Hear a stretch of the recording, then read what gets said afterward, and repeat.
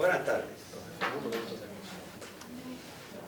Bienvenidos a otro evento del Instituto de Investigaciones Cubanas del FAYU. Mi nombre es Sebastián Arcos, soy el director provisional del instituto y es un placer para mí que ustedes estén aquí hoy. Tenemos un panel especial para hablar sobre la influencia de Cuba en el mundo académico, específicamente en el mundo académico en América Latina, una influencia intelectual en América Latina. Tenemos dos panelistas excepcionalmente bien preparados y los voy a presentar inmediatamente. Armando Chaboaceda, que fue de la IDEA, es profesor del Colegio de Veracruz, investigador principal en Gobierno y Análisis Político. Es licenciado en Historia y tiene un máster en Ciencias Políticas de la Universidad de La Habana, doctor en Historia y Estudios Regionales de la Universidad Veracruzana. Ha sido profesor investigador en el Instituto Superior Pedagógico de la Universidad de La Habana, el Colegio de Veracruz, la Universidad Veracruzana, la Universidad Iberoamericana y la Universidad de Guanajuato. Se especializa en el estudio de los procesos de democratización y autocratización en Cuba, Nicaragua y Venezuela. Es experto país del proyecto BIDEM. Ahí estamos, y no lo sabían. Mira tú. Yo también. A ver cuándo pagan ahora. No, a mí siempre me ofrecen la plata, yo siempre digo, nada, estás por encima de les eso. hace más falta. El proyecto BIDEM, que es de la Universidad de Gotemburgo, y además de Freedom House.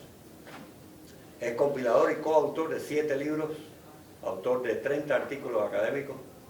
Entre sus publicaciones más recientes se destacan La otra hegemonía, autoritarismo y resistencias en Nicaragua y Venezuela, editorial Hipermedia. La derecha como autoritarismo en el siglo XXI y también La izquierda como autoritarismo en el siglo XXI, ambos publicados por el Centro para la Apertura y el Desarrollo de América Latina, Universidad de Guanajuato, Centro de Estudios Constitucionales. Segundo panelista de hoy, Juan Antonio Blanco Gil, que va a ser el primero en presentar. Es doctor en Historia, politólogo y diplomático, ha dirigido organizaciones internacionales de derechos humanos en Canadá y Estados Unidos, así como varios centros de estudios universitarios y privados sobre Cuba y en América Latina. Me da orgullo decir que Juan estuvo con el Instituto de Investigaciones Cubano durante un tiempito, hace ya varios años, así que también pasó por acá, por el FAYU. Tiene publicados múltiples artículos y libros, entre los que se destacan El tercer milenio, una visión alternativa de la posmodernidad, El asesinato de la reputación de Amadeo Barletta a Giovanni Sánchez, otro libro también muy importante para entender lo que vamos a hablar hoy, precisamente el nivel de penetración de Cuba en América Latina. El otro paredón es el fin del nombre de ese libro. Remesas de conocimiento, de Brain Drain to Brain Gain, y la diáspora cubana en el siglo XXI. El doctor Blanco es habitual en la televisión y radio acá en Estados Unidos, América Latina y Europa, y así como en otros eventos académicos de acá, y ahora es director del Instituto Cuba Siglo XXI, que está haciendo una labor muy interesante de esclarecimiento de la política actual del régimen cubano en términos estratégicos, qué es lo que buscan, cómo pretenden llegar hasta ahí, etc. Definitivamente les recomiendo que estén al tanto de lo que se produce en Cuba siglo XXI. Vamos a empezar entonces. Juan Antonio, adelante.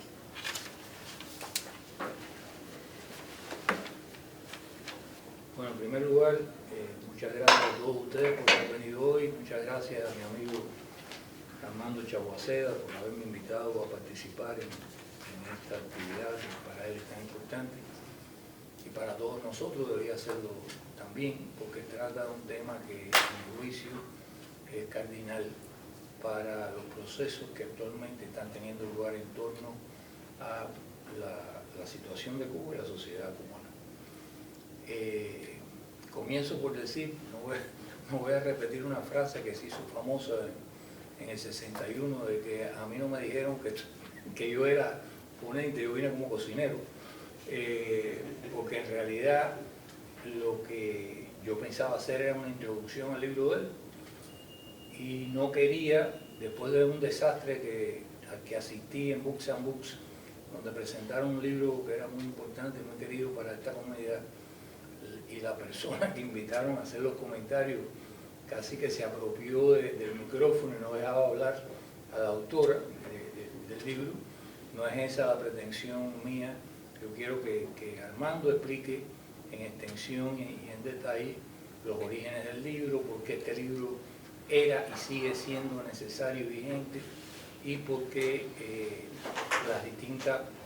la pluralidad de voces que él logró, y esto es una característica de Armando, cualquiera que sea su opinión o pensamiento, siempre de forma inexcusable ha tratado de incluir todas las voces, incluso disidentes, en contra de sus propias opiniones, cuando se ha tratado de un libro, de una ponencia, y creo que ese es el camino que tenemos que pensar siempre los cubanos para poder superar incluso todos los problemas que hoy todavía nos aquejan.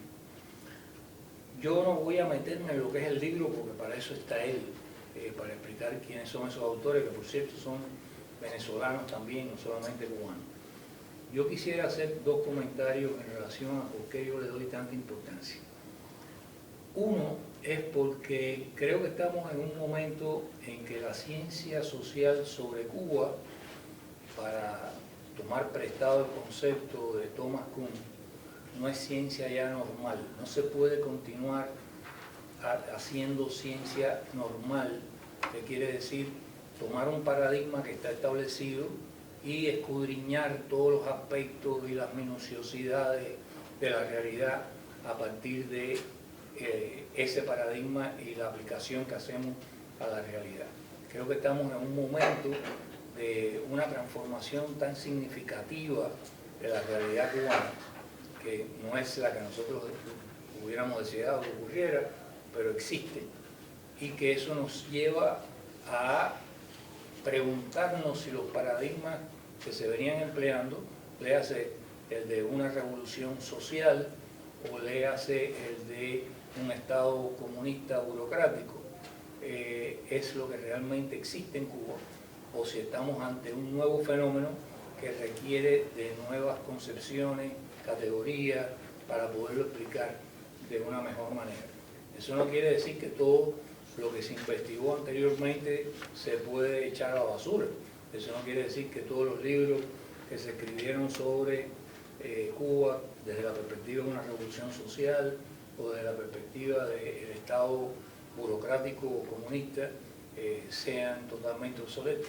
Lo que quiere decir es que ya esa manera de entender la realidad no satisface los fenómenos que estamos viendo en ella, y que por lo tanto estamos impelidos, como diría Kuhn, a la formulación de nuevos paradigmas y nuevas concepciones para entender eso. Y en ese contexto, el tema de cómo Cuba ha administrado, ha controlado lo que se llama la ventana de Overton dentro y fuera de Cuba en lo referido al tema cubano es muy importante. La ventana de Overton es un concepto muy importante con el que yo me tropecé, lo confieso, hace relativamente poco. Fue elaborado básicamente dado a la publicidad alrededor del 2003 por Joseph Overton, de ahí viene el nombre del paradigma, y básicamente es algo que intuimos pero nadie había conceptualizado, y es que en la sociedad existe un conjunto de opiniones diversas y contrapuestas la mayor parte de las veces, que se consideran desde irracionales hasta muy racionales y pasan por todo un espectro de populares, impopulares, sensibles, lógicas, hasta que incluso se convierten en política. Lo que nosotros vemos hoy con los movimientos conservadores de derecha aquí en Estados Unidos y en el mundo es un cambio en la ventana de Overton.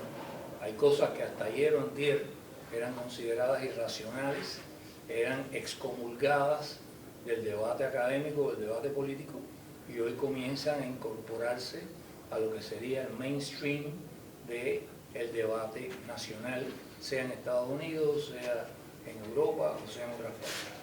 Bueno, esa ventana, ese diafragma de distintas opiniones que están continuamente moviéndose en el marco de una sociedad, es lo que un Estado totalitario intenta controlar dentro de sus fronteras y fuera de sus fronteras. Y es lo que el Estado cubano durante mucho tiempo logró de una manera muy eficiente, muy eficaz. El Estado cubano, digamos, lo heredó un país, espero que no haya muchas otras nacionalidades aquí, pero un país realmente excepcional, no solamente por las riquezas económicas a las que se refieren los economistas continuamente que tenía, sino por la riqueza nacional en cultura, en educación, en medios de comunicación. La cantidad de periódicos que existían en Cuba era realmente impresionante, estaciones de radio, y ya en los años 50 Cuba se convirtió en uno de los países, creo que incluso más que Estados Unidos, de personas que tenían televisores per cápita. Ustedes saben que la gran explosión de la televisión vino en los años 50. Esa canción que se puso de moda por un cantante de soul y blues en los años 70, 72 más o menos, que decía: la revolución no será televisada. Bueno, la revolución cubana fue súper televisada, saturó toda la frecuencia de televisión al televisarse. Y la política que se instauró, como hubo todo al principio de aquel proceso, hubo choques de criterios en cuanto a la política cultural a pescar. Las personas que venían del Partido Comunista del viejo Partido Comunista, tenían una línea mucho más ortodoxa y más afincada en criterios estalinistas. Chocaron con criterios más liberales, pero no menos comprometidos con el proceso político, de personas como Alfredo Guevara y otras que desde sus posiciones burocráticas defendieron otra concepción de la producción cultural.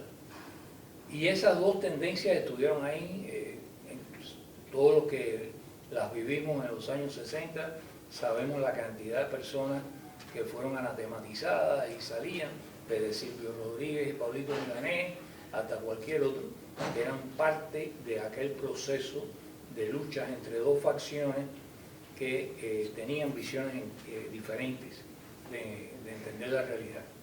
¿Qué fue lo que sucedió? Sucedió que una manera de hacer la paz entre estas facciones fue que se aplicó una medida bastante restrictiva y de censura, sobre todo en los años 70, que todos conocemos, al interior del país, mientras se siguió exportando un discurso liberal, ciertos productos que ya no eran tan movidos en la industria cultural cubana al interior, pero sí servían para presentar una imagen amable de una revolución ecléctica, abierta a diferentes corrientes de opinión. Recuerdo que en un momento tan curioso como en noviembre de 1989, hubo una delegación cubana, entre la que estaba yo, oficial todavía, que fuimos a Halifax, a un congreso que hubo sobre Cuba en Halifax. A mí incluso me tocó presentar en un panel junto a Carlos Alberto Montaner la ponencia nuestra. Y fue ahí donde yo conocí personalmente a Carlos Alberto, incluso establecimos una amistad que duró hasta el último momento. Cuando yo regresé a Cuba, la ponencia mía no es ahora por darme autología, pero la ponencia mía fue muy bien recibida en el público. Por supuesto que no era una ponencia de estilo que le gustaba a los estalinistas, pero la primera cosa que yo dije, me apoyé como buen hippie que había sido en los Eagles, la canción de los Eagles, no recuerdo el nombre ahora, pero dice algo así, find me A place to make you stand. no, find me a road and I'll follow the sign. I'll make it to the limit one more time. Yeah. Era lo que decía la canción, Okay. algo así. Y entonces, cuando a mí se me emplazó, coño, usted ha sido socialista, ha sido comunista, ¿qué usted dice ahora ante esas imágenes de la televisión que las estaban transmitiendo ahí dentro del evento? El muro de Berlín y qué sé yo, y bueno, lo único que puedo decir es que I'll take it to the limit one more time. Para mí eso nunca fue socialismo. Para mí la idea nuestra de socialismo, por lo menos de muchos de nosotros, no era seguir ese camino, pero bueno, las revoluciones son como son y uno trata de incorporarse en lo que puede y qué sé yo. Yo regreso a Cuba, esto es una anécdota un poquito larga pero iluminadora. Yo regreso a Cuba y me sentaron en una suerte de juicio inquisidor en la escuela de Ñico López, la escuela superior del partido, donde también estaba el que era director, Luis Suárez, que era director del CEA, que había estado en la conferencia, estaba José Luis Rodríguez, y entonces, pero el centro de todo había sido yo. Cogieron la ponencia mía, evidentemente todos los viejitos aquellos no les gustaba, y me hicieron un juicio político. Y entonces yo los miré incrédulo, honradamente incrédulo, y le digo, ustedes no han visto las noticias en el último mes. Ustedes no saben que todo aquello en lo que ustedes creyeron y lo que ustedes defendieron con tanta abnegación y honestidad se acaba de derrumbar en Berlín. ¿Ustedes, qué es lo que ustedes pretenden? Que yo sea una especie de naranja, un cítrico de exportación para dar una cara más amable de Cuba en una conferencia internacional, y cuando venga acá no se puede hablar de lo que yo dije y yo tengo hasta que ser sancionado a lo mejor. Digo, ustedes no saben que tienen los días contados con esa política. Sobreviví por un conjunto de razones, no viene al caso, pero ese era casi que el pacto tácito entre esas dos corrientes. O sea, nosotros éramos naranjas de exportación. O sea, nos salíamos afuera y entonces presentábamos una imagen que muchas veces coincidía con nuestros anhelos más que con las realidades de lo que estaba sucediendo en el país. Ahora, mientras tanto, dentro del país la ventana de Overton era súper estrecha, porque estaba construida como una burbuja totalitaria entre el Ministerio del Interior, específicamente en este caso la Contrainteligencia, y el Ministerio de Cultura, el Ministerio, no había Ministerio de Comunicación, pero bueno, los medios, el Departamento Ideológico del partido, que es una suerte de Ministerio de Comunicación, y el Ministerio de Educación.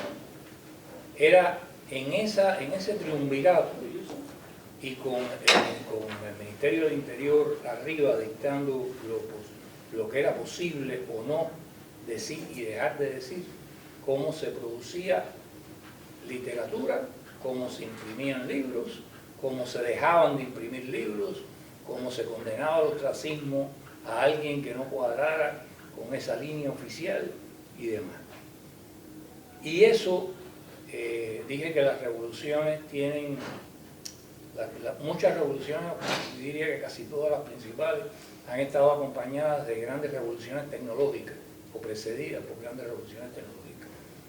Las revoluciones totalitarias, llamémosle de esa manera, revoluciones totalitarias, el nazismo, el fascismo y el propio sistema totalitario soviético, se basaron mucho en la radio y el cine. Fidel Castro se basó en la radio, el cine y además de eso, por supuesto, en los periódicos, igual que los anteriores, pero también en la televisión. ¿Qué pasa con la burbuja totalitaria y los movimientos que la cuestionan? Que vino otra revolución tecnológica, que fue Internet, que fueron las computadoras. que fue Windows 95, que permitió que cualquiera pudiera tener en su casa una computadora que hasta ese momento solamente se le podía comprar a ITM y llenaba un cuarto entero. Y con el libre flujo de información que hasta el día de hoy no han podido controlar, es que se ha roto esa burbuja y ha cambiado una cosa fundamental. ¿Por qué todo ese esfuerzo? Porque, señores, la idea de que la gente obra simplemente por el estómago no es del todo correcta. Hay gente que puede pasar por grandes sacrificios, no solamente del estómago, sino de vida o muerte, y sin embargo tener una idea fija de mantenerse en sus 13 y no ceder terreno.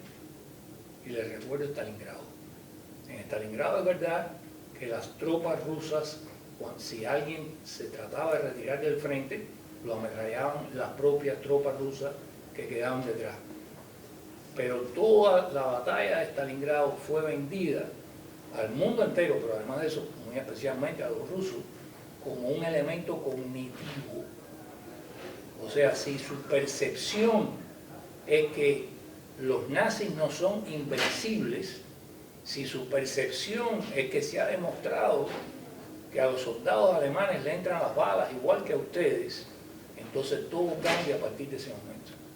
Y en este momento la gran lucha en Cuba no es simplemente porque la gente quiere, obviamente, comida, quiere electricidad, la gente quiere libertad.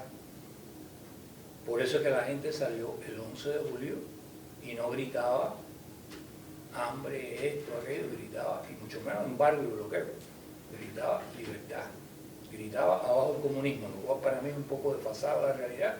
Mi paradigma en el que estoy trabajando es que aquello es un estado mafioso, totalitario todavía, pero mafioso. Pero bueno, a lo que la gente anhelaba era que le habían arrebatado la libertad para poder incluso prosperar y buscarse por sí mismo la comida y todas las cosas que le faltaban. Entonces, cuando uno llega a la conclusión que va contra el marxismo determinista en el que educaron a generaciones enteras, de que lo que determina el cambio no es la economía, sino la percepción que la gente tiene de sus condiciones de vida y de su propia capacidad de cambiar sus circunstancias, entonces estamos en otro terreno. Ya no es el terreno de si no hay hambre la gente se queda quieto, si no hay represión la gente se queda quieto. Todo está en cuál es la agresión que la gente siente como intolerable a su dignidad, a su libertad y hasta dónde puede luchar por eso. Me quiero cerrar con una cita, no una cita literal, porque no me acuerdo, pero con el pensamiento de Barrington Moore Jr., cuando decía, después de haberse estudiado, el libro tiene como 500 páginas, después de haberse estudiado virtualmente cuánto motín, revolución y alzamiento había habido en el mundo hasta el momento que lo había escrito, que hay 3 condiciones básicas para que la gente se rebele. Una, tiene que sentirse, ojo, no es la condición objetiva, es sentirse que están abusando de su dignidad, de sus necesidades, de sus derechos. Sentirse. Segundo, tiene que saber quién es el responsable de eso. Porque si dicen, me tocó nacer pobre, es un problema divino, no puedo acusar a Dios de esto. No, el problema es que tenemos una sequía permanente, estamos en Sahel, aquí nunca va a haber prosperidad, me tocó nacer aquí. Ahora, si sabe que hay una élite en el poder que es la responsable de esas circunstancias en las que él se siente maltratado, entonces cambian las cosas. Entonces la tercera condición es una condición que depende de la voluntad humana, depende del trabajo en la conciencia de las personas y del trabajo práctico. Y es enseñarle a la gente que hay un horizonte, una perspectiva de cambio en la que él en su tiempo de vida, no 3 generaciones más allá, en su tiempo de vida puede aterrizar y mejorar librarse de este maltrato que tenía y mejorar las circunstancias de él y de ella y de su familia. Y la primera condición está más que dada. Yo creo que nosotros no necesitamos demasiados periodistas independientes para demostrarle al pueblo lo que ya el pueblo sabe. Pero los periodistas independientes fueron los que nos llevaron hasta aquí. Fueron los que cambiaron las percepciones en Cuba. Los periodistas y sus plataformas y todo ese esfuerzo. Y bueno, y los académicos comprometidos, no los que juegan con la pelota para poderse montar en el próximo avión. Las personas saben quiénes son los culpables. Saben que esto no es un problema de que el azar le tocó, como dicen en mi barrio, bailar con la más fea. Y lo que nos falta a nosotros todavía, un buen tramo, es demostrar que estamos unidos detrás de una visión y que esa visión es realizable.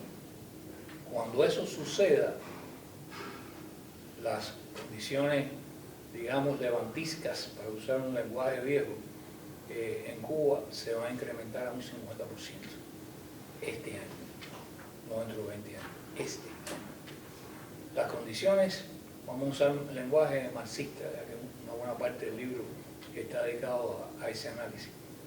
Las condiciones objetivas para que haya la caída, ya el régimen, el sistema de gobierno, el régimen de gobernanza colapsó.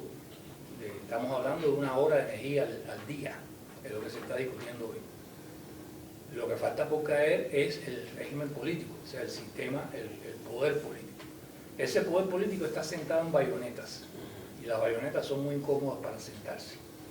Entonces, ¿qué es lo que puede sacarlos del poder? Es que la gente definitivamente crea que tiene una alternativa y se lance a buscarla sin importarle el costo que tenga que pagar, porque está pagando el costo de ellos y de lo que viene detrás. Y bueno, prometí ser breve y siempre miento. Yo me voy a quedar acá porque estoy más cómodo y además después de Juan Antonio hizo la presentación esta magistral, quiero poder decir algo diferente y quiero sentirme más cómodo para ello. Lo primero es agradecer al CRI, a Sebastián, a todas, a las y los colegas que están acá por esta oportunidad, porque además esta va a ser, creo, la última presentación de este libro. Este es un libro que tiene 2 años, pero le tocó una demora burocrática para salir. Entonces el libro igual está en descarga libre en la página web, después que le interese. Además del libro, que tenemos unos pocos ejemplares acá, hay unas tarjetas donde usted puede escanear el código QR. Yo eso lo aprendí después porque yo soy premillennial, pero lo aprendí. Y también hay otro texto que no está acá, que es un texto en inglés, sobre todo pensando en las colegas, que los colegas están por acá que son de habla anglosajona, que hay un texto de autoría mía sobre la relación entre el lenguaje político y la política en Cuba. Es un poco más autoría y más filosófico, si se quiere, ¿no?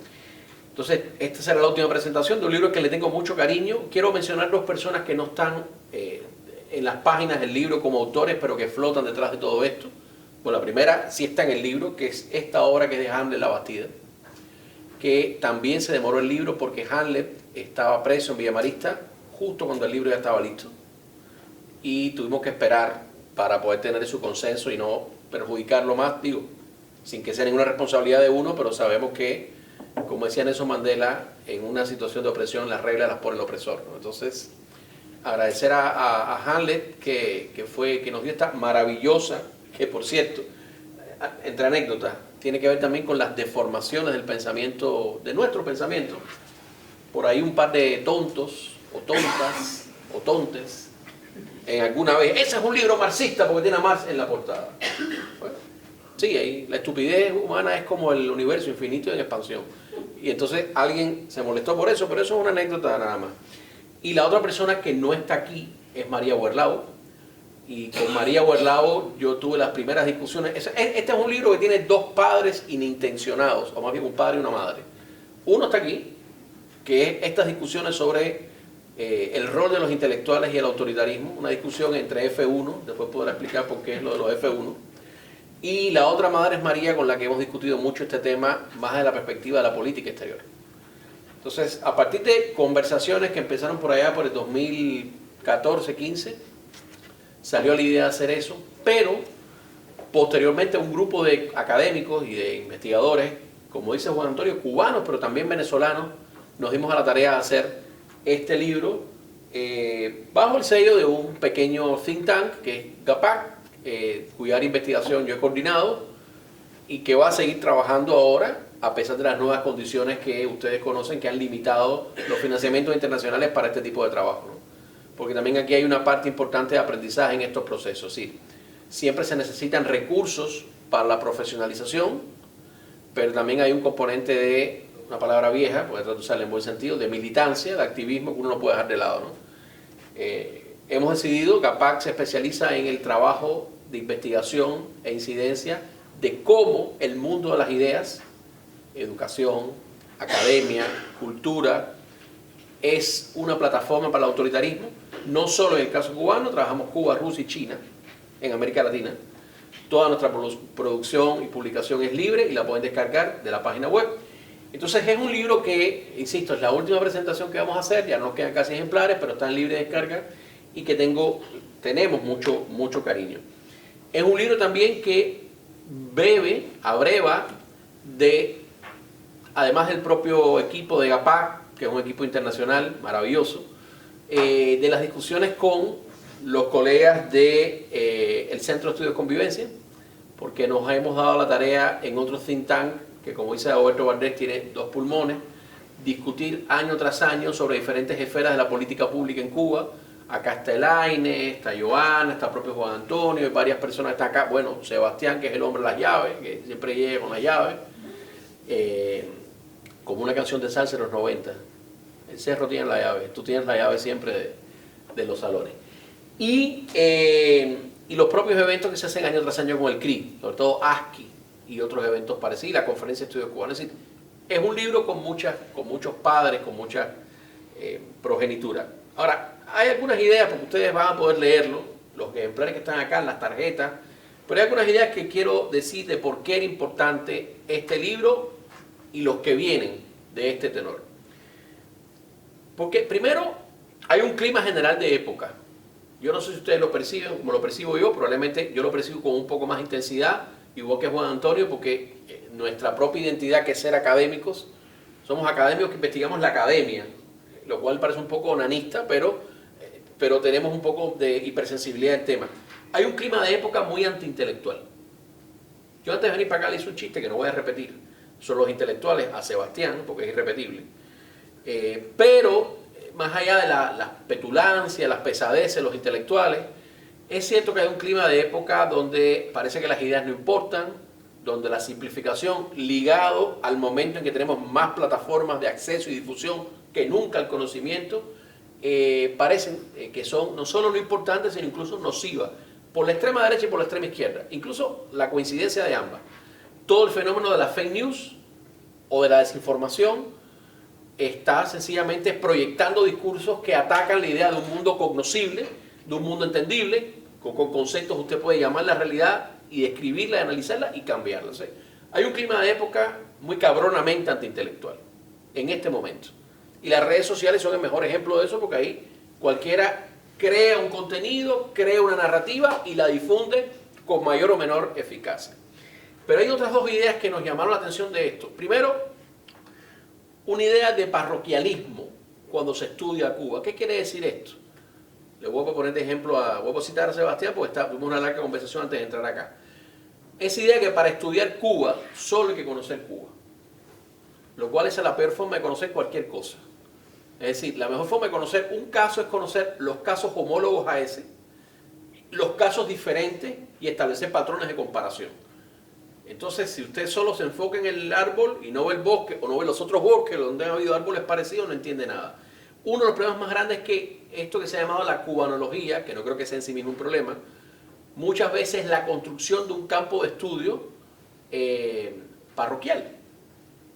Y en vez de decir, bueno, yo trabajo políticas de pobreza, hace como hace Elaine, que conoce la situación de la pobreza en Cuba, pero porque la conoce en Chile, porque la conoce en Argentina, porque la conoce en otros países, en Miami, etc. Es decir, la comparabilidad. Entonces, el parroquialismo nos mata. Y eso incluso se traslada, ¿verdad? Y lo vemos todos los días, a la comunicación cotidiana. Los cubanos somos más, y vienen las generalizaciones, o más virtuosos o más malos que nada, ¿no? Siempre digo, los problemas de la oposición cubana son los problemas de la oposición bielorrusa, rusa, etcétera, de las oposiciones del este, porque hay un régimen similar, más allá de los contextos culturales, el parroquialismo. Pero lo otro, que se entiende menos, y estos son los trasfondos del libro, la idea de no entender cuál es el verdadero excepcionalismo cubano. Desde mi punto de vista, el excepcionalismo cubano no es solamente la maldad intrínseca de ese tipo de régimen y de los detentadores de ese tipo de régimen, porque en todo caso sería una forma de la maldad como otra la tuvo Ceausescu, otra la tuvo Honecker, otra la tuvo Brezhnev, en fin. El excepcionalismo cubano está basado en cómo, y esto sí es excepcional y desafío a cualquier historiador que me diga lo contrario, un país pequeño, ubicado en el corazón de Occidente, para empezar a construir un régimen totalitario que no había otro régimen totalitario en el corazón de Occidente. Pero cómo un país pequeño puede establecer redes de influencia tan extensas, tan perdurables, tan eficaces, con tan pocos recursos en una situación de asimetría de poder. Para mí esa es la excepcionalidad de lo que se llama el modelo cubano. Un gran Estado, en términos de personal, aunque miserable económicamente, pero un gran Estado en un pequeño país, sobre una población hambriada, sobre una economía destruida, pero ese Estado tiene, y lo podemos medir incluso en términos cuantitativos, ese Estado tiene tantas embajadas o más embajadas que muchos países, Brasil, Suecia, etcétera, etcétera, etcétera. Por cierto, a María Huerlao le debo esa observación, me decía, mídelo con indicadores como cantidad de embajadas y consulados, lo cual es cierto. Perduración en países, perdurabilidad, por ejemplo, en organismos internacionales. Capacidad de influir y de sumar votos en el llamado sur global, por ejemplo.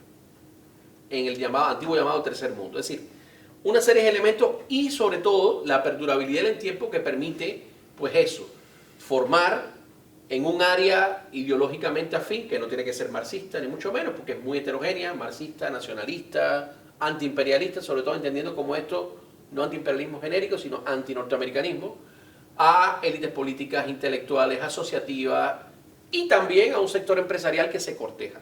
Entonces, esa excepcionalidad, a mi juicio, que no está, insisto, y no quiere quitar esto gravedad al caso, pero que no está definida por la cantidad de muertes, ni siquiera la durabilidad en el tiempo. Hay dos regímenes que han durado más, de hecho los soviéticos todavía no superamos el tiempo que duraron los soviéticos, Corea del Norte sigue existiendo, Vietnam, pero sí esa cualidad de ser un país occidental en el corazón de Occidente, con un sistema político, económico y social distinto y con una capacidad de influencia simétrica. Miren, Juan Antonio puso ejemplos que aquí están mencionados y ahora voy a pasar a mencionar algunos elementos de los capítulos del libro.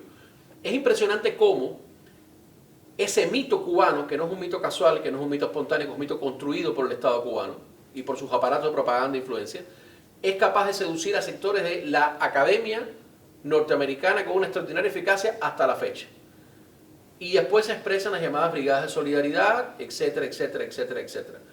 Todas y todos conocen los debates intelectuales en organizaciones como LASA, por ejemplo, de lo cual tú tienes un montón de historia más que yo, el Latin American Study Association, y también los cambios en ese clima, porque la propia organización, que es una entidad viva, se da cuenta de que la sociedad cambia y la academia cambia, pero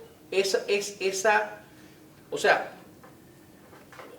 no hay escamoteo, por ejemplo, para construir una condena a lo que pasa, ni siquiera en regímenes democráticos, más allá de que le guste a alguien o no su gobierno, como el brasileño o el colombiano, porque tenían gobiernos como el de Bolsonaro o Duque. Declaraciones, y sin embargo, en un régimen autocrático, plenamente autocrático, en una situación como la explosión social del 11 de julio, la imposibilidad de parir en una organización que existe en un país democrático, que es regida por reglas democráticas, pero que tiene ciertos bias y que tiene ciertas lealtades en puestos clave, es extraordinario. Para parir algo que no tiene mayor efecto práctico que la condena en sí mismo. Entonces, todos estos elementos son importantes. Bien, ¿cuáles son los textos que están presentes acá? Porque creo que es importante callarse ya ahí, que siga la conversación acá. Primero, un extraordinario prólogo de Yanina Huel.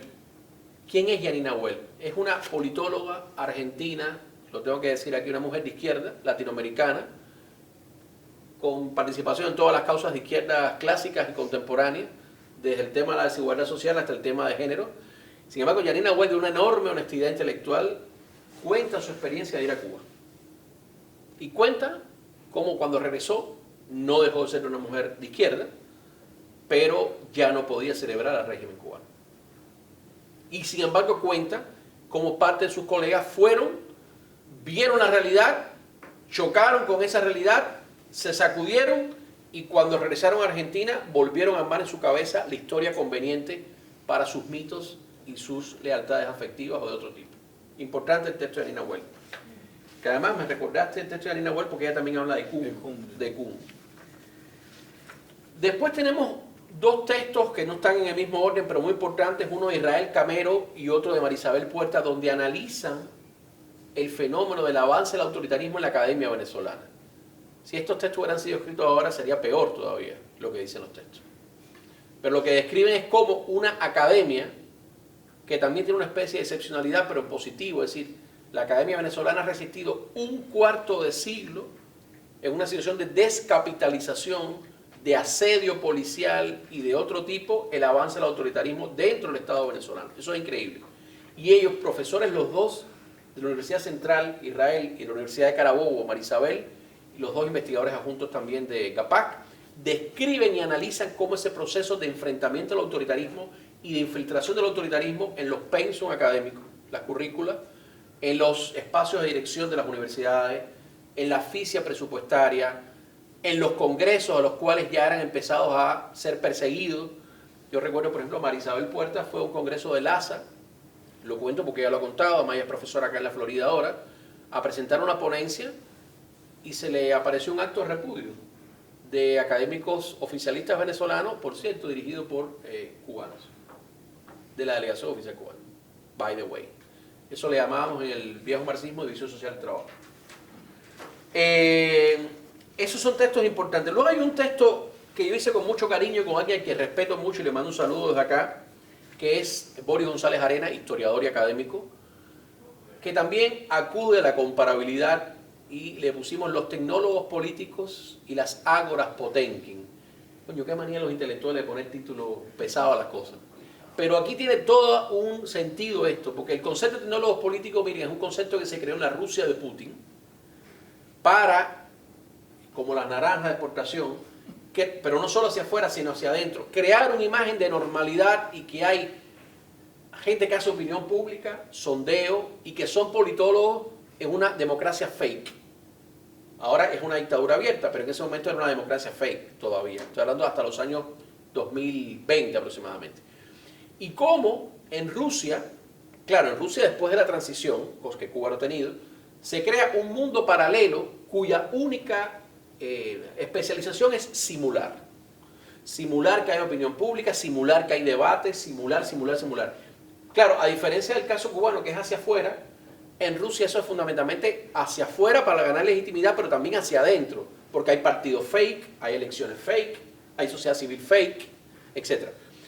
Y ese concepto nos pareció muy potente para analizar qué pasaba en Cuba con espacios intelectuales de debate y de discusión que surgieron en un momento determinado, pero que después, por el avance de la sociedad, el potencial de esos espacios ha quedado congelado en el tiempo, porque la sociedad los ha rebasado. Es decir, cuando ya tú no necesitas tener intermediarios que organicen debates controlados, porque cada uno de nosotros tiene un teléfono, puede así hacer un debate en el espacio virtual, etcétera, etcétera, o incluso cuando han aparecido y después son neutralizados, pero aparecen tertulias, grupos, etcétera, pues ya ese espacio negociado, controlado, desaparece. Entonces hay un capítulo que le dedicamos a eso. Luego, yo creo que un correlato a esto es un capítulo que desarrolla Claudia González y Louis Tellman. Claudia González cubano-alemana y Louis Tellman es alemán. Muy interesante lo que ellos llaman la academia conducida, que un poco me recuerda también a aquello que ustedes recuerdan de Political Pilgrim, ¿no? Los peregrinos políticos. Cómo hay sectores de la academia occidental que llegan a instituciones cubanas y que hay toda una infraestructura para el acceso, la investigación, los datos, pero eso contamina y conduce el resultado de la investigación y el lenguaje.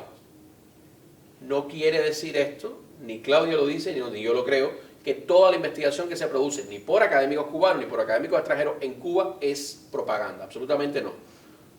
De hecho, siempre menciono, y creo que mañana vamos a hablar de eso, el avance que han logrado los economistas, entre otras cosas, de hacer buenos estudios sobre Cuba, e incluso acciones colaborativas de economistas de la isla y de la diáspora, si bien, también se los he dicho, resiento que uno de los precios de pagar por eso es excluir la variable explícitamente política.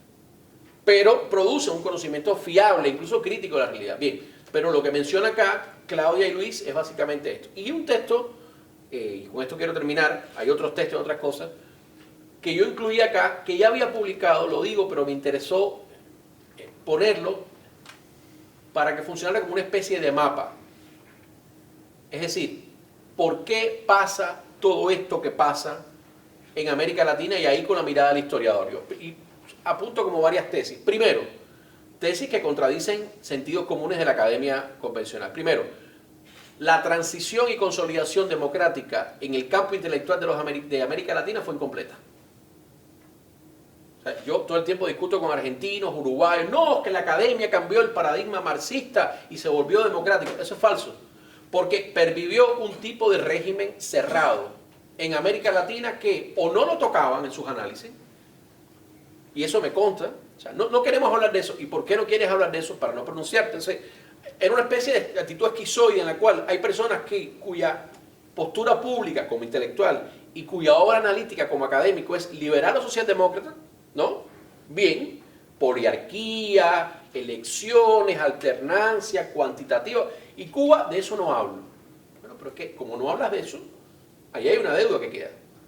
La academia latinoamericanista, no asumió completamente, y tengo muchos elementos, incluso de figuras cimeras, para mostrar eso, un compromiso cabal, sistémico con la democracia en el hemisferio occidental. Segundo, esta influencia del Estado cubano a través del concepto de Sharp Power, que no es más que el concepto que está en el título, de cómo un Estado autoritario usa los canales de la democracia para difundir ideas e influencia autoritaria, se beneficia de un bias, de un sesgo que es constitutivo a la academia y a la condición misma del intelectual en Occidente, que es la sobrerepresentación de la izquierda.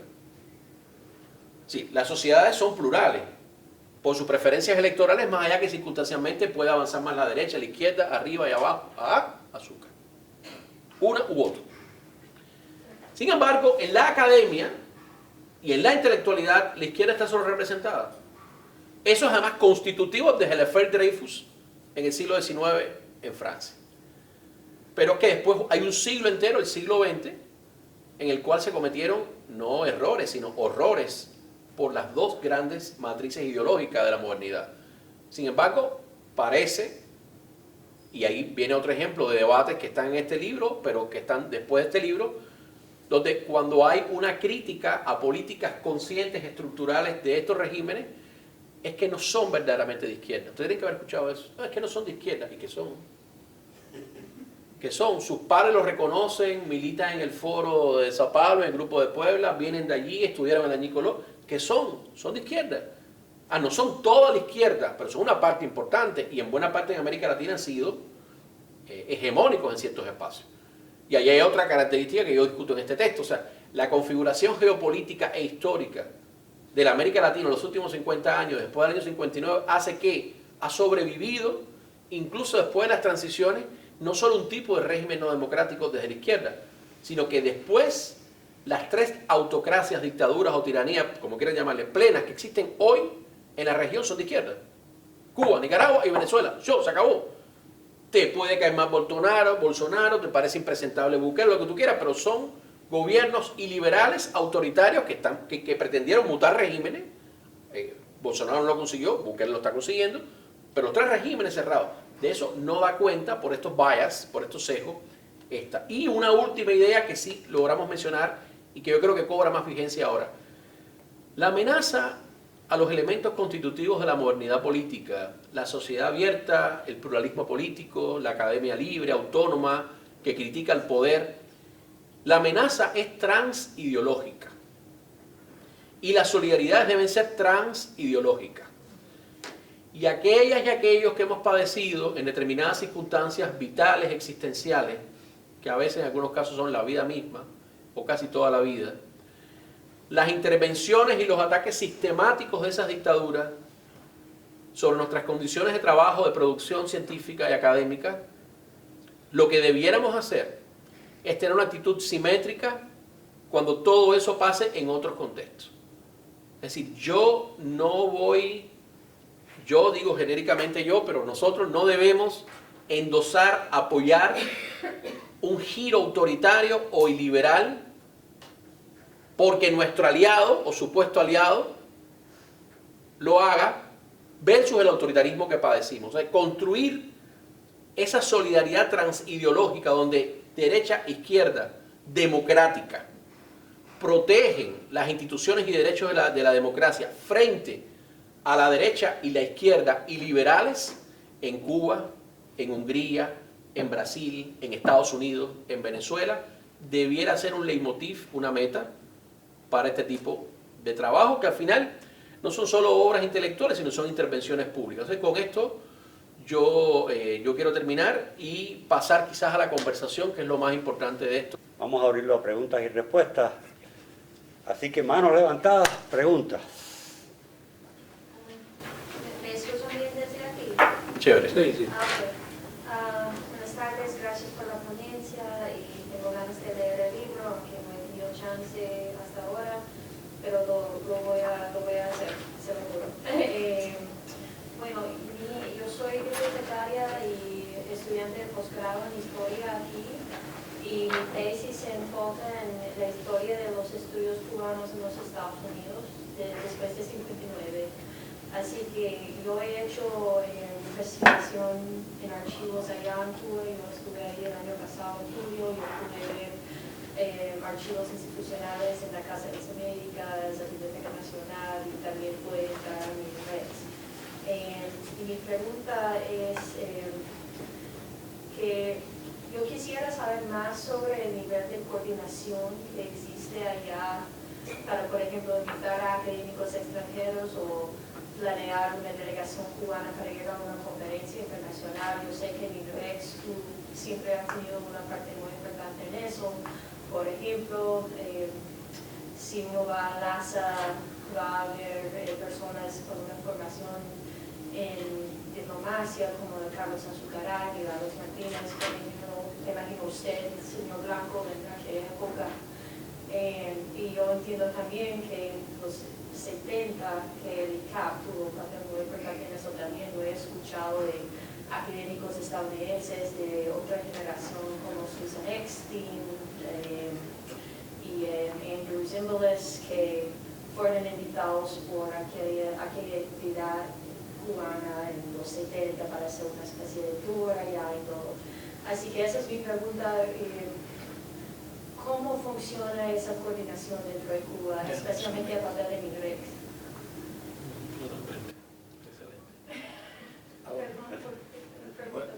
No, te agradezco la pregunta porque el diablo está en los detalles. Muchas veces hablamos de cómo, o sea, desde el punto de vista del pensamiento, cómo ha habido evolución en las tendencias del pensamiento, en la academia, etcétera, pero no hablamos de la parte operativa, de cómo se instrumenta esto que hemos estado diciendo, o sea, cómo es que el Estado cubano, por totalitario, tiene la capacidad de crear esta burbuja en la cual lo que sucede está controlado. Y te voy a decir algunas cosas. Por cierto, el que era tío mío, que falleció, seguramente el nombre tú lo reconoces, era Federico G. Gil. Federico G. Gil, los que no lo conocen, fue el fundador de los estudios latinoamericanos en Estados Unidos. Recibió muchos reconocimientos de muchos presidentes latinoamericanos, Betancur entre ellos. Allende también le dio reconocimiento. Y cuando yo fui a Canadá, ya él estaba viejito, hablaba mucho con él. Y entonces un día salió la conversación de LASA. Y él me dijo, mira Juan Antonio, LASA fue idea mía. Yo empujé la creación de una alianza de estudios latinoamericanos y latinoamericanistas entre académicos latinoamericanos y norteamericanos y demás. Y eso se ha convertido en un circo que a mí me da vergüenza. Esa es la realidad. Yo no sé, no quisiera ofender su memoria por revelar una cosa que me dijo en privado, pero bueno, esa es la realidad. ¿Y por qué se creó esa situación? Se creó porque había toda una política operativa del Estado cubano dirigido a convertir lo que era un foro académico legítimo en un circo totalmente biased, totalmente llevado a Cuba.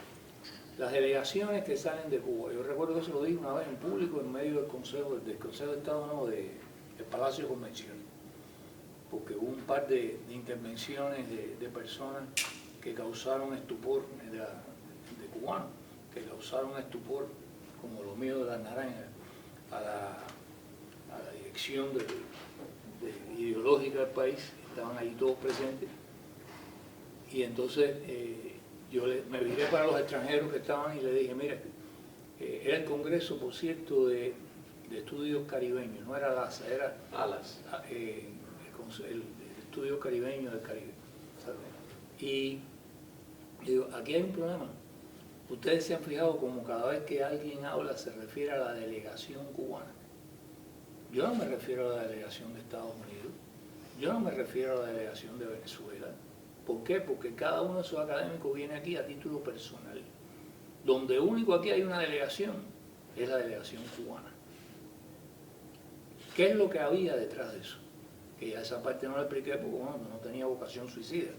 Pero la delegación, es lo que sí dije, que había directrices que todo el mundo repetía.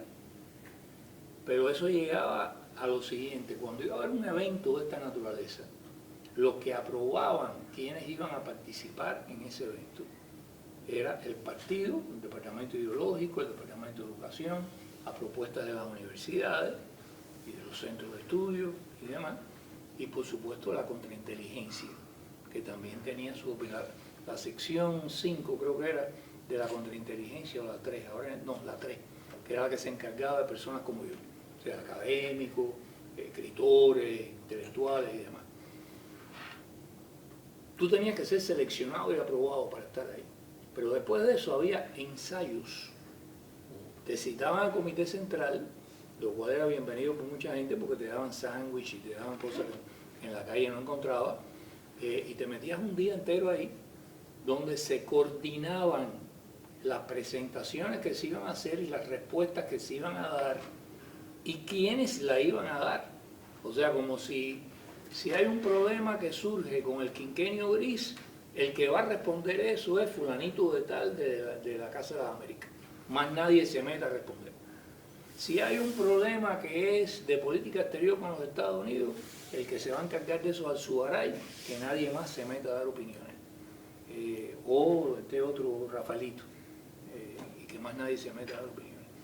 Entonces, aquello era un juego de básquet, eso no era nada. Era un equipo en que tú te pasas la pelota según viene la pregunta y se la pasa a él. Entonces, esa es la primera forma en que tú aparentemente tienes un juego diverso donde muchas personas te están diciendo lo mismo de forma cacofónica, o sea, con distintas tonalidades, con distintos quizás hasta matices, pero la línea informativa o desinformativa, esa la establecía el Comité Central. Y esa la bajaban a través de las personas que ellos tenían más confianza, ¿no? Y los demás sabían que no se podían ir en contra de la línea que esas personas bajaron. ¿Qué es lo que empezó a suceder en muchos casos? Porque los seres humanos somos seres humanos. Y vino el periodo especial, y muchos de estos intelectuales, por mucho compromiso que tuvieran, estaban locos porque los invitaran a cualquier cosa para salir de Cuba y comer y qué sé yo. Es que la gente salía, iba a estos eventos, cumplía con la disciplina partidista en el evento, y después entonces venían las invitaciones de los académicos locales, que te invitaban a comer, te invitaban a su casa. Entonces ahí se permitían algunas discrepancias que sonaran heréticas para que los siguieran invitando, para marcar la distancia supuesta que había entre ellos como académicos y la línea oficial. Pero en realidad era muy poco respetable esa posición. Era comprensible. O sea, todo el mundo quería montarse en un avión, todo el mundo tenía hambre, pero era muy poco respetable porque no tenía la dignidad ni siquiera de decir yo asumo esta postura en privado o en público, lo cual nos costó a algunos de nosotros bastante y no corrían riesgo. Y entre los miembros de la delegación cubana había agentes de la inteligencia cubana. Sí, porque aquí hay que entender que hay distintas cosas. Está el espía, digamos que es el término más explotado y usado en la prensa y demás. El espía es un oficial de inteligencia que pertenece por plantilla, por nominación, a una agencia de inteligencia, en este caso de la DGI o de la contrainteligencia, porque a veces venía gente de la contrainteligencia. Pero ese no era, generalmente esa gente no eran intelectuales, generalmente esa gente eran policías, punto, que venían a vigilar a las relaciones que ellos tenían, o sea, a controlar la conducta y las actitudes que tenían los que venían en la delegación. Y por eso hacían lo indecible por cuando había una invitación privada que decían, bueno, mira, fulano, te voy a invitar a mi casa para que conversemos, a tratar de colarse en la invitación para que estar presentes y oír lo que decían en privado los mismos académicos. Cuando esa gente volvía allá, le hacían un informe y todo el mundo sabía que le iban a hacer un informe. Pero además la parte a veces más, digamos, lamentable, es que aparte de estos espías, manejadores de agentes, están los agentes de influencia. Y los agentes de influencia no son miembros de la inteligencia, pero son personas que colaboran con la inteligencia y que han firmado papeles de compromiso con la inteligencia que le permite a la inteligencia en un momento determinado sacarlos y chantajearlos. Y esas personas son los que reciben también todas estas instrucciones y las cumplen en público cuando están en estas circunstancias. Mira, hay tres elementos ahí para muy rápido que creo que calzan muy bien esto y también el cambio. Por ejemplo, cuando se produce la reforma migratoria, que o sea, antes el embudo está cerrado, el embudo, pero cuando se produce la reforma migratoria, si bien es cierto que se crean las categorías estas de los regulados, pero la gente puede salir como regla y quedarse como excepción. Antes salir era la excepción y estar encerrado a la regla. Hay un cambio. En ese primer LASA, la idea de la delegación cubana perdió un 40% de eficacia. Porque antes la única forma de llegar era en la delegación, pero ese año recuerdo que hubo una mesa, que en paz descanse, con este amigo que trabajaba con el tema afrodescendiente, el antropólogo, tengo la mente fatal, una mesa sobre racialidad y estaban Manuel Cuesta, los colegas del CIR, que son académicos y que estaban ahí. Es decir, y yo recuerdo que les era muy difícil a las personas de la delegación oficial reconocer que habían perdido el monopolio del control del espacio con otros cubanos de la isla. Entonces era muy difícil para ellos. Y dos anécdotas muy rápidas que ilustran eso.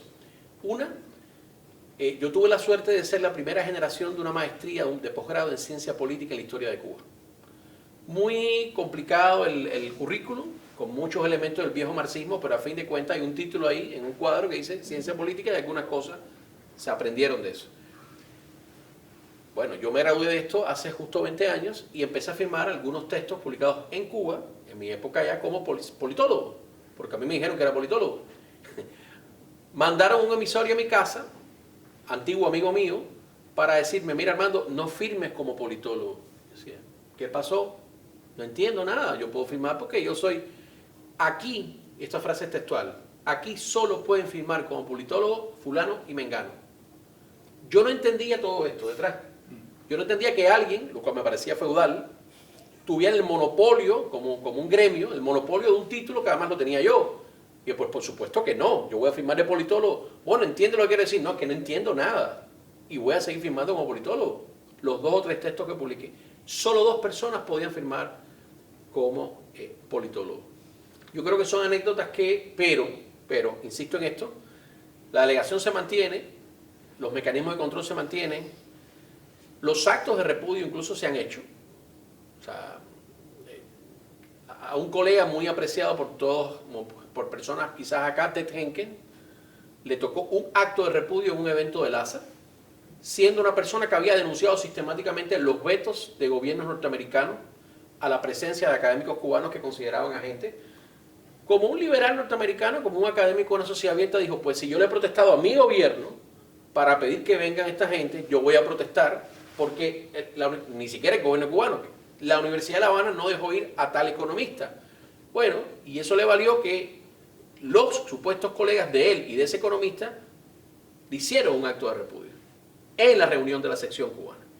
De eso yo escribí, al que le interese lo busque en Google. Entonces, todas estas prácticas están vivas, pero yo creo que están erosionándose en la medida que han perdido el monopolio de control del espacio, de control de la voz.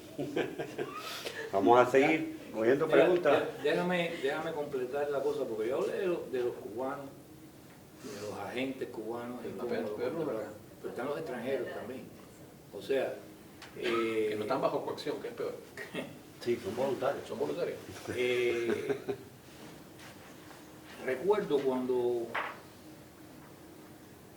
hubo una época que empezaron a surgir algunas voces críticas en la academia norteamericana, sobre todo, pero europea también, en relación con Cuba. Y hubo una reunión en la que yo estuve, estaba José Luis Rodríguez, había una serie de académicos que nos querían preguntar nuestro criterio también. Entonces José Luis Rodríguez, cuando les preguntaron, bueno, ¿qué hacemos con esta gente? José Luis Rodríguez dijo, porque había continuamente la queja, el llanto, la cubanología es terrible, qué sé yo. Y entonces José Luis Rodríguez dijo, bueno, pero el problema es que nosotros tenemos que crear nuestra propia cubanología. Lo que tenemos que hacer es a todos esos cubanólogos que nos critican, le negamos la visa. Y todos aquellos que conocemos en un viaje, tienen una postura a favor de nosotros, han escrito algo más o menos aceptable, vamos a invitarlos a que vengan y vamos, como dice este libro, tiene una buena parte, hay una sección de cómo te van engatusando, te van llevando para llevarte al lado de ellos.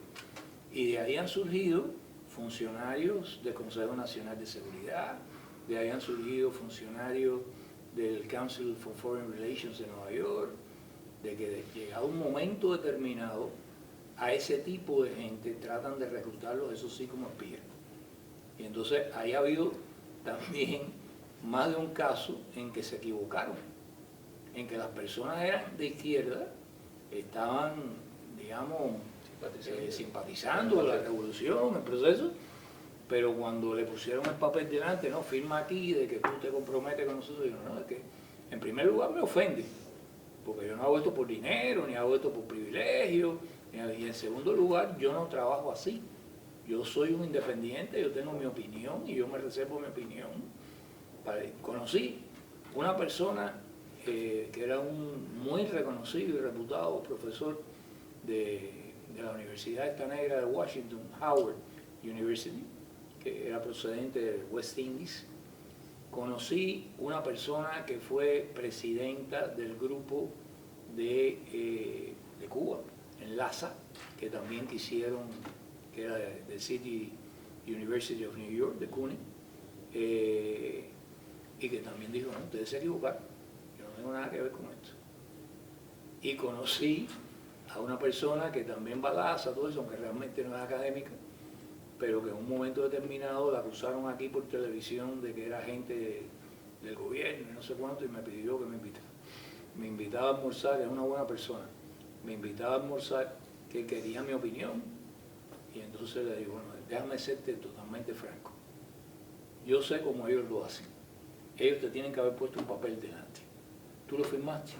No, yo no firmé ningún papel, es cierto que me pusieron un papel delante, entonces no tienes nada que preocuparte. Simplemente reconócelo. Dile que si te siguen fastidiando, vas a la televisión y vas a decir cómo ellos operan. Y hasta ahí llegó la historia. Y al tipo que te está acusando, dile que le vas a poner un pleito legal si él no demuestra que tú eres una agente reclutada de... Porque tu opinión es tu opinión. Yo creo que tú estás equivocado en una serie de cosas, las hemos discutido, qué sé yo, pero es tu opinión. Ahora, Cuando la opinión se convierte en una labor operativa de una agencia de inteligencia extranjera, ya ese es otro terreno. Vamos a seguir con la pregunta.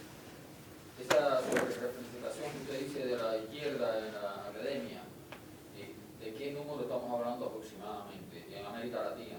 Y ese sesgo se debe a algo específico, por ejemplo, acción de servicio secreto, o es algo que la académica no sabe limpiarse o tener un equipo? Excelente pregunta. Mira, en América Latina ese trabajo está por hacer, porque de hecho yo estoy leyendo, rastreando varios libros que se han escrito recientemente, de Gerardo Moon, otros textos muy buenos, y no dan esos datos como se necesitaría. Pero por ejemplo, hay un estudio de una politóloga norteamericana, Pippa Norris, ha hecho 3 estudios en la academia, y te puedo decir que hasta los años 80 siempre hubo una ventaja, siempre hubo más presencia en la carrera de ciencias sociales de la izquierda. Ojo, una izquierda diversa, que ese es otro tema, Toda la izquierda no es ni antiguamente comunista, stalinista, ni es woke enloquecida. Hay desde socialdemócratas, personas así. Yo tengo un gran amigo que se reconoce de izquierda, es Samuel Farber, de Nueva York, y es uno de los que más duro le da al régimen cubano desde la izquierda. Entonces, cuidado con el tema de la ideología, pero tu pregunta es muy pertinente. Hay una sobrerepresentación que en Estados Unidos fue del orden de 9 a 1. Es decir, por cada 9 académicos entre liberales y progresistas, liberales en sentido antiguo, liberal, de centro izquierda, que incluso en la Guerra Fría había una categoría que era Cold War liberal, liberales de Guerra Fría, hasta izquierda, 9 en carreras como antropología, ciencias políticas y por supuesto estudio latinoamericano ni hablar, porque ahí viene más la folclorización de América Latina, ¿no? Sociología, etc. Y estudios raciales y qué sé yo. Y solo 1. Esa proporción era hasta los años 80, si mi mente no me falla, de 6 a 4. Sí, había 6 de izquierda por 4 de derecha en su heterogeneidad. Se ha ido reduciendo y eso explica el tema de las guerras culturales, etcétera, etcétera, en las universidades. En América Latina también hay mucha diferencia, pero yo te diría que en las universidades grandes públicas de América Latina, incluso en algunas privadas, la tendencia es igual. ¿Por qué? No necesariamente es un tema conspirativo. Es un tema simplemente que la izquierda, en el grueso de la historia humana, ha estado fuera del poder. La izquierda ha sido, sobre todo, y sobre todo la izquierda intelectual, la que ha asumido las grandes banderas de denuncia de las grandes injusticias históricas, y entonces ha tenido ese monopolio de autootorgado de la virtud, autootorgado, ¿no? Y de una supuesta superioridad moral que no es tal. Pero después del siglo XX, que es lo que siempre digo a mis colegas, después del siglo XX en el cual primero la izquierda se vuelve no solo oposición, sino poder, y se vuelve además poder dictatorial en buena parte del mundo, y tiene además un montón de millones de muertos, ya la visión de la izquierda no debiera ser la de la permanente denunciadora de la injusticia, sino una postura igual de legítima o de ilegítima que la derecha, en dependencia del tipo de izquierda que es o derecha que es. Entonces mi respuesta es, no se debe solo, yo no creo ni que mayormente a un efecto de aparato de inteligencia, se debe a que la izquierda siempre ha estado como la crítica del status quo, no ha gobernado la mayor cantidad de países del mundo, y en Occidente, teniendo Occidente, Europa Occidental, Estados Unidos y un poco América Latina, donde quien ha gobernado mayormente ha sido diferentes combinaciones de partidos de centroizquierda, centroderecha, más o menos democráticamente, con algunos periodos de autoritarismo. La izquierda ha sido sobre todo en el mundo intelectual eso, un refugio en las universidades, una crítica del status quo, etc. Entonces yo creo que la explicación entonces es más histórico-cultural que de espionaje, pero estoy de acuerdo que si hay una sobrerepresentación, y te digo, en Estados Unidos, y este estudio es del año 2022, el último de Pippa Norris, la proporción era de 9 a 1. Y Pippa Norris no es una activista así woke que está con el pelo, no, Pippa Norris es una académica que tiene un estudio sólido, cuantitativo, y dice hay 9 académicos de izquierda por cada uno de, si mi memoria no me falla, ahí está en internet, se puede cargar, de derecha. Okay. Hay una falta de simetría. Pregunta. Sí. Siguiendo lo que usted dice, no deberíamos pensar también que en Latinoamérica las salidas o vamos a decir, la actividad intelectual está más restringida, que hay menos opciones, como que la mente, la intelectualidad latinoamericana está subyugada y no quiere cambiar o le cuesta trabajo adoptar nuevas ideas. ¿Hay algo de eso? No.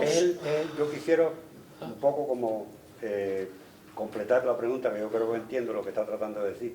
¿Es el antiamericanismo clásico latinoamericano, una de las cosas que incide en que haya más gente de la izquierda Sí, en eso la es parte academia. de esa fosilización, ¿verdad? De los que les cuesta trabajo tomar posturas. Sí, diferentes. hay 4, permíteme a ver si yo lo tengo acá, si no te lo voy a poner después. A ver, permíteme. Ajá, hay 4 rasgos que yo en uno de mis textos definí sobre los problemas que gravitan sobre esta academia. Uno es el antiamericanismo compulsivo. De hecho, fue el primero que puse, ¿no? Que es un rasgo geopolítico. No es contra lo imperialista, porque tú denunciarías Rusia en Ucrania, China en Taiwán, es contra Estados Unidos.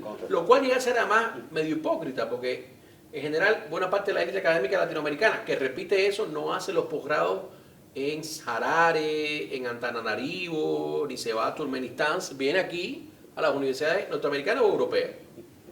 Bien. Segundo elemento es la propensión justiciera, que es la idea de somos la clase que en ausencia de una burguesía nacional fuerte va a modernizar América Latina y vamos a redimir a los pobres.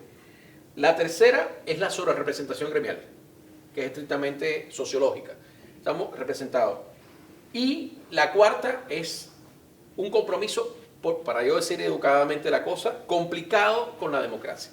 Entonces, antiamericanismo compulsivo, propensión justiciera, sobrerepresentación gremial y compromiso complicado con la democracia son 4 rasgos que en una onda medio braimiliana trato de identificar como rasgos regionales de mi academia, a la que yo pertenezco, y de mis colegas. Ahora, esto se pone peor, porque esto no es exclusivo de América Latina. Yo no creo que haya un déficit ni de imaginación sociológica ni de calidad académica. La academia ha avanzado mucho. Yo te tuteo, yo te puedo decir que en Estados Unidos, en grandes universidades norteamericanas, yo he encontrado todo esto y peor, en académicos norteamericanos. Es decir, visiones folclorizadas de lo que es América Latina, la izquierda, la derecha, ideas de representación, ellos el monopolio y la justicia. Sí, pero hay más competencia de ideas. No creo que haya. O sea, te estoy demostrando, en América Latina, en Estados Unidos, según Pipa Norri, ahora mismo hay de cada 10, 9 en la izquierda. Una variedad de izquierda. No, yo creo que el fenómeno creciente, y la globalización ayudó a eso, el fenómeno se hace crecientemente parecido en el norte y en el sur en las élites intelectuales. Tú puedes estar en un departamento de estudios culturales, en una universidad, incluso privada, colombiana, mexicana, argentina o brasileña, y la votación material, las actitudes de los colegas, el hábitus, diría Bourdieu, los temas de investigación parece que están en NYU o en Harvard. Nada que ver. Te das cuenta que no es en NYU o Harvard cuando sale a la esquina. Pero mientras estás ahí, y los temas identitarios, woke, es lo mismo. Igualito. Yo creo que ahí ha habido una globalización y también existen universidades privadas sobre todo que se han creado como contrapeso a esto, pero claro, muchas veces, porque me ha tocado estar, no es para reconstruir un paradigma liberal, ¿no? Liberal de centro, sino para construir un paradigma de, bueno, aquí es el wokismo de izquierda, vamos a construir el wokismo de derecha, nosotros. Y entonces es complicado, es muy complicado. Que eso es un tema que yo pienso que en esta línea de estudios vamos a asistir en los próximos años. Es decir, el rearme como respuesta, por razones propias, no solo por esto, pero la respuesta a esta hegemonía de esta izquierda que he descrito en estos 4 rasgos y que conecta con lo que menciono, lo que han mencionado acá, debiera llegar por una reconstitución de un centro liberal. Yo recuerdo un texto de Arthur Schlesinger que se llama El Centro Vital. Bueno, eso no se está reconstituyendo y lo que estamos asistiendo en América Latina y en Occidente, lo que conocemos en Occidente, es que a esa deriva de una izquierda iliberal se le responde con una extrema derecha iliberal. Y en el medio quedan no solo sujetos, grupos, sino incluso estos valores de la modernidad. Sociedad abierta, pluralismo, etc. ¿Preguntas? Ya aburrimos ya. Ahí hay otra. ¿Hay algún peso del pensamiento iliberal en el medio de estos cambios que se están dando en los, digamos, impactos sociales y toda la ventana de Overton que mencionaba el doctor? ¿Hay algún reflejo de eso? ¿Se está dando? Porque la base social ya lo está poniendo. Claro. Es evidente que esto está ocurriendo en la base Claro. social. Lo que me pregunto es si eso tiene algún correlato intelectual, al menos en ciertos. Mira, para mí, de hecho, buena parte del pensamiento que ataca la democracia liberal y que justifica el modelo cubano no es ni siquiera iliberal, sino antiliberal. Porque lo iliberal, según Farid Zakaria y toda la discusión posterior, es desde Orbán hasta... Son actores que surgen en las márgenes de la democracia, usan la democracia, la fagocitan y la cuestionan, ¿no? El régimen cubano no es iliberal, es antiliberal. Pertenece a la misma tradición totalitaria. Y claro, aquellos que lo defienden son antiliberales, ¿no? Pero yo diría que sí puedes encontrar un elemento iliberal, después voy a la derecha, ahora voy por la izquierda, por ejemplo en los nuevos movimientos identitarios radicales. O sea, todos los movimientos identitarios radicales que Susan Neumann, que es una filósofa alemana norteamericana que tiene un libro que se llama Izquierda Diferente a Woke, que les recomiendo mucho, dice, eso llamémoslo propiamente como es tribalismo. Ese tribalismo de izquierda radical identitaria es iliberal, porque ese tribalismo no se plantea desaparecer la democracia, pero te dice, no hay igualdad ante la ley. Hay categorías sociológicas y antropológicas per se que porque son oprimidas tienen más derecho que tú a acceder a la justicia. Y tú eres un hombre blanco y heterosexual, estás condenado. Porque detrás de ti no solo estás tú, sino están todos tus ancestros y lo que significa. Eso es iliberal, claramente liberal. Igualdad ante la ley, presunción de inocencia, debido proceso, acceso a cupos. Una cosa es muy distinta a decir, objetivamente esta es una categoría oprimida históricamente como categoría sociológica, por tanto hay que alocar recursos para que pueblos indígenas, originarios, afrodescendientes, determinadas categorías, jóvenes de escasos recursos, tengan un empujón que los iguale con los desiguales en la educación, que es un mecanismo de movilidad social. Y otra cosa es considerar que cada uno de esas personas como categoría tiene que ser tratada diferentemente de los otros, porque ahí introduces una desigualdad, que no es la igualación material del push para relativamente igualar a los desiguales, sino que ahí estás perpetuando una desigualdad, ignorando el mérito, un conjunto de cosas. Sí, yo creo que en el movimiento radical del woke de izquierda, y cada vez uso más woke de izquierda porque woke de derecha, del woke de izquierda tribalista, hay una pulsión iliberal. Y algunos de estos cuatro elementos se dan. La visión justiciera, no estamos en una facultad para que la gente estudie, es para hacer justicia de cualquier cosa. De cualquier cosa. Sí. Y por la derecha. Y por la derecha empieza a pasar lo mismo también. Cuando tú consideras que hay un sector poblacional que por cambios demográficos, ¿verdad? Porque el país es multicultural, pero por cambios demográficos empieza a ser la primera gran minoría, y tú dices que ese sector tiene de una u otra manera que ser privilegiado, protegido frente a los migrantes, el otro, hay una visión iliberal, porque este es un país que se constituyó como un melting pot con todos los problemas del mundo a partir de sucesivas generaciones de migrantes. Y si tú empiezas a privilegiar una posición y una fe, ahí hay un problema iliberal. Yo además lo planteo claramente y lo planteé en un texto reciente, no digo nada que no mencione acá. Yo creo que en el caso concreto nuestro, de acá, el país que nos ocupa, Estados Unidos, solo tenemos un régimen democrático, por eso es importante no equiparar cosas distintas, porque también empieza a haber un cierto abuso de las categorías. Estados Unidos tiene un régimen democrático en el cual, en estas circunstancias, un gobierno iliberal, de derecha, está capturando el Estado y eso puede tener un impacto en el régimen. Podemos discutir eso después con la política comparada, pero sí. Hay un texto que recomiendo mucho sobre esto, que es de Robert Kagan. Que por cierto, a mí Kagan me gusta mucho porque viene de la onda halcona y no de izquierda. Y Robert Kagan tiene un libro reciente sobre la historia del iliberalismo en Estados Unidos. Muy buen libro. Acaba de salir, yo estaba en Washington en una estancia, lo compré, lo leí, y Robert Kagan es un tipo, insisto, que no es de izquierda. Muy buen texto. También los análisis de David Frum, en general lo que está publicando The Atlantic, ninguno de los cuales son gente de izquierda, todos son liberales, Cold War, Guerra Fría, pero creo que tiene un análisis muy bueno del liberalismo de derecha en Estados Unidos y en Occidente. Ann Applebaum, por ejemplo, también. Pero yo lo que diría es mantengamos el mismo rasero, camaradas, para tratar a uno o a otros. Es decir, a mí me vale si es la izquierda iliberal, que es la que yo he padecido, es la que amenaza la democracia, el debate abierto, o antiliberal, o es la derecha iliberal antiliberal. El problema es que el debate se erosiona, muere, y eso no es lo constitutivo de la modernidad. El debate es fundamental. El aire. Sí, en ese contexto que tú has escrito,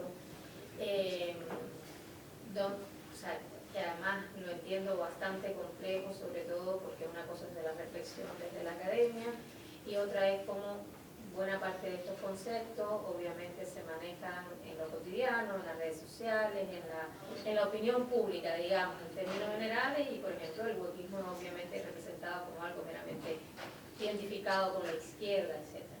En ese contexto, ¿cómo ves tú, y creo que esto es algo que no sé cuánto estemos discutiendo últimamente, la situación real o el diagnóstico más actualizado de la discusión sobre la cuestión Cuba, ¿no? Que no sé si tú percibes ahí un deterioro significativo desde la academia y sus distintas, o sea, desde la reflexión académica y sus distintas, obviamente,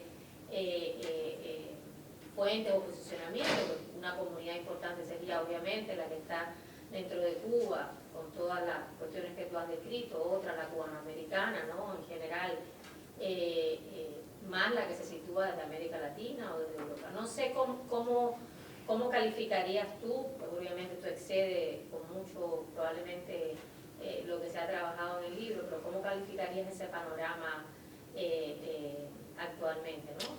En un contexto también de policrisis, de crisis sistémica de la propia sociedad cubana. Yo creo que eso de alguna manera también nos roza en la reflexión académica. No sé cuánto ahí hemos sido capaces de abordarla en su complejidad. Mira, depende, esto podríamos analizarlo como por compartimentos estancos que no son estancos. La sobrerepresentación ideológica y fáctica, ideológica en términos de ideas, narrativas, ideología a lo Michael Freden, y fáctica en términos de posturas, sujetos, grupos, sigue siendo importante hacia la izquierda en América Latina y en Occidente en general. Cuando hablo de Occidente hablo de un área geocultural que implicaría las Américas y Europa, más algunas otras zonas. Yo creo que buena parte de África, India, China, es otra, se cuesta aparte, y Eurasia, por supuesto. En general hay una sobrerepresentación de la izquierda, con todo lo que eso implica y con una heterogeneidad de posiciones, desde las más críticas hasta las posiciones más tradicionales, ¿no?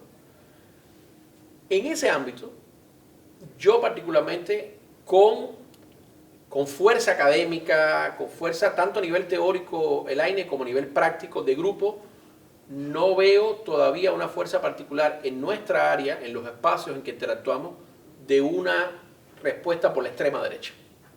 Ahora sí, eso sí es muy fuerte en medios de comunicación, redes sociales, espacios de opinión, etcétera, etcétera, etcétera, sobre todo con estos movimientos pendulares de la historia, ¿no?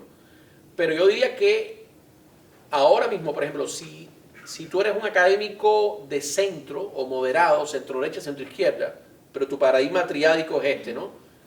Sociedad abierta, pluralismo político, sigues confrontando la visión tradicional o romántica de Cuba dentro de la academia, con un avance creciente, más no suficiente, las visiones críticas, pero objetivas, y fuera de eso, el otro criterio, ¿no? El otro criterio de que además son como dos mundos que no se ponen de acuerdo, ¿no? Entonces yo creo que es muy complicado, pero también constato que también el panorama se ha vuelto más, quizás por la policrisis, más plural y más diverso. O sea, no vamos a tener lo que yo quisiera tener en la academia, que es esta discusión más sosegada, más plural, no sosegada, plural, porque sigue habiendo una sobrerepresentación, lo vemos en LASA, lo vemos ni hablar en Claxo, etcétera, donde casi no hay sobrerepresentación, hay monopolio. Hay monopolio. Pero también tienes otro espacio fuera en el cual, por ejemplo... En LASA, por ejemplo, yo sí he percibido un cierto Sí. O sea, claro. Y hay declaraciones y avances, o sea... No es que todo que uno le gustaría, pero... Pero hay avance. En espacios como Claxo no. Y fuera de eso, en el ámbito no académico, pues la bulla, la ruida, porque el ámbito no académico también pasa por esto, redes sociales, etcétera, ¿no? Entonces vienen tiempos muy complicados donde, por ejemplo, el rol de nosotros para traducir entre un ámbito y otro y a la vez demostrar en los dos ámbitos sus limitaciones son grandes. Aquí es decir, a ver, no me sigan hablando de que la izquierda comete errores y la derecha horrores. La izquierda comete horrores también, durante más de 100 años. Y puede no hacerlo. Es decir, y acá afuera, acá afuera, decir, bueno, la condición de izquierda no es igual a dictadura, es igual a una coordenada ideológica que puede ser democrática o dictatorial. La desgracia que nos ha tocado en Cuba y parte de América Latina estos años es tener 3 dictaduras de izquierda. Pero, por ejemplo, en los años 70 tuvimos un montón de dictaduras de derecha. Yo además no creo que las categorías pierdan, esa es otra discusión que no vamos a tener aquí, pierdan valor. Sí, esa es otra. Creo que siempre, si usted revisa históricamente, desde que aparecieron las 2 categorías, sistemáticamente se dice, ya no son válidas, hay que usar otra. La gente la sigue considerando válida como la gente considera válido todo para entender el mundo, ¿no? Que no todo es racional. Son como mapas mentales. Y la gente se ubica en ese mapa en una posición o en otra. No pidamos que la gente sea racional porque no lo somos. Pero ligando lo racional, lo afectivo, la ignorancia, la sabiduría, siguen operando junto con otras categorías. Para mí, si pudiéramos definir 4 ejes y ubicar 4 cuadrantes para explicar las posiciones respecto a Cuba o respecto a Madagascar, izquierda y derecha son una de las posiciones. Pero la otra, que no invalida esta, pero que es más importante, es autoritarismo y democracia. Son 2 ejes. Y usted se ubica en 4 cuadrantes en esos ejes. Vamos a tomar una pregunta más antes de que nos vayan a sacar del salón. ¿Quién es el voluntario? Omar, estás muy callado. Ah, pero y no era un voluntario. ¿A la cubana? Vamos a recordar los buenos tiempos del Domingo Rojo. No, mi pregunta, y escuchando todo el debate, tiene que ver con alguna de las cosas que tú estabas mencionando, Armando.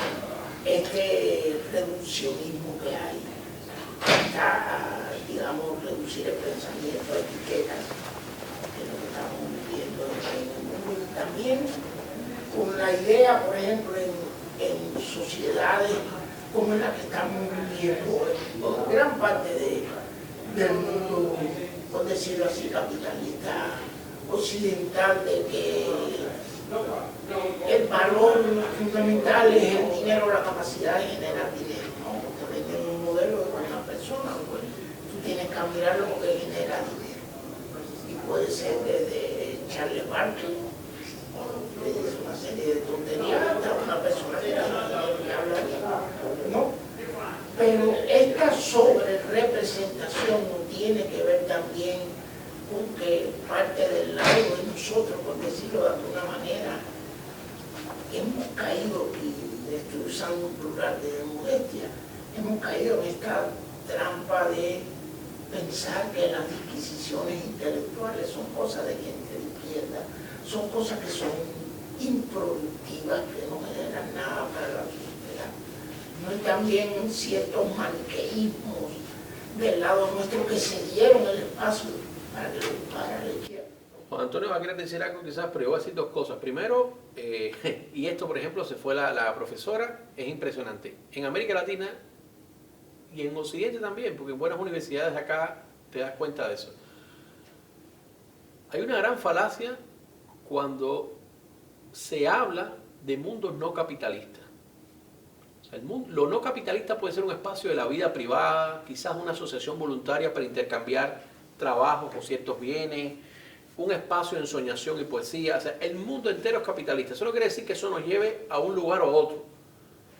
Puede incluso que el capitalismo no, que yo creo que se regenera, pero puede que no se regenere a ser un capitalismo sostenible. Pero es curiosísimo cómo un elemento mítico sigue existiendo en parte del activismo y de la academia, y te hablan de no capitalismo y anticapitalismo, y estamos en el momento más capitalista de la historia humana, y del que no veo salir.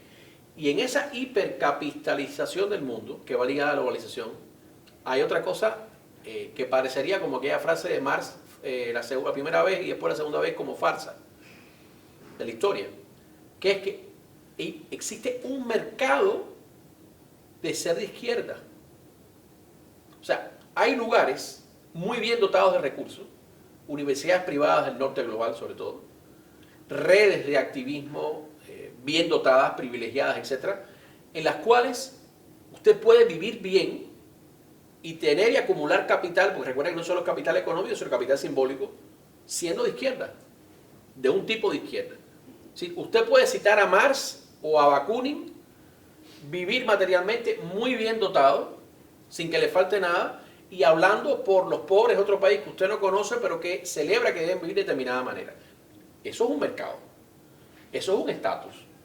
Y hay una parte de la élite que se vive y se mueve así. Lo último es que yo creo que el desarme relativo a la derecha en términos intelectuales está pasando. O sea, hay una revolución, que yo pueda no coincidir con esas ideas, es otro tema, pero hay una revolución del pensamiento de derecha y liberal y extrema, que incluso no es conservador, es reaccionario, pero que está teniendo ahora un auge en lo que tú puedes medir una revolución intelectual, cantidad de pensadores, cantidad de obras, intensidad de los debates, extensión de los debates. Sí, yo creo que la extrema derecha se está rearmando ideológicamente, incluso en el ámbito intelectual. Hay libros, por ejemplo, como los de Patrick Denning, que cuestiona la idea de la democracia liberal y el constitucionalismo. Y hay muchos, los libros de Ben Shapiro, por ejemplo, que se publican. Los de Ben Shapiro yo me los encontré hasta en Walmart aquí. O sea, si tú te encuentras un libro en Walmart, es porque se vende. Ben Shapiro está en Walmart, no estoy juzgando la calidad de Ben Shapiro. Y es un tipo estructurado de la derecha. Patrick Denning no, Patrick Denning es un católico más denso, habla de cosas que el lector de Ben Shapiro no entendería, pero sí, yo creo que hay un rearme intelectual de la... Bueno, una cosa impresionante, y con esto termino, impresionante y terrible. ¿Sabes quién es uno de los tipos en Twitter que más ha retuiteado, replicado, reproducido las noticias, los tweets de la derecha norteamericana más reciente? Alexander Dugin. Busca la cuenta Alexander Dugin en Twitter, todo el mundo sabe que Alexander Dugin no es el ideólogo de Putin como dicen, no, es un ideólogo de extrema derecha, reaccionario, fascista casi, ruso. El tipo está feliz, pero además está haciendo unos statements en su Twitter magníficos, ¿eh? Y además a él los otros lo retuitean. Statement como: llegó la derrota globalista, la Unión Europea está condenada a muerte, Rusia y Estados Unidos juntos derrotarán a los woke. O sea, esos statements usted los puede encontrar. ¿Eh? ¿Hace sus tweets en inglés o en ruso? En los dos. Y hay textos del corto, porque yo lo sigo a menudo y a veces me pongo a molestarlo y qué sé yo.